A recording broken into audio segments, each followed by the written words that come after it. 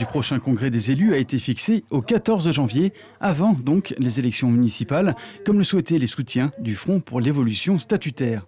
Dans les rangs de l'opposition, il ne fait aucun doute que les débats du congrès se concentreront uniquement sur les travaux de la commission ad hoc, essentiellement basés sur les propositions du Front.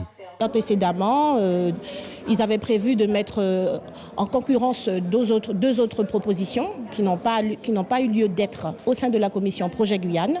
Et aujourd'hui, eh bien, écoutez, nous sommes agréablement surprises parce que le congrès qui aura lieu le 14 janvier, donc pour le 14 janvier, c'est une bonne chose, une bonne nouvelle, puisque lui-même, au départ, si les Guyanais se rappellent, il avait dit que c'était hors de question que nous ayons de congrès avant les élections prochaines. Aujourd'hui, eh bien, il tient sa parole. Mais pour la majorité, les débats du Congrès permettront bien toutes les modifications possibles du document émanant de cette commission ad hoc présidée par Hélène Serder.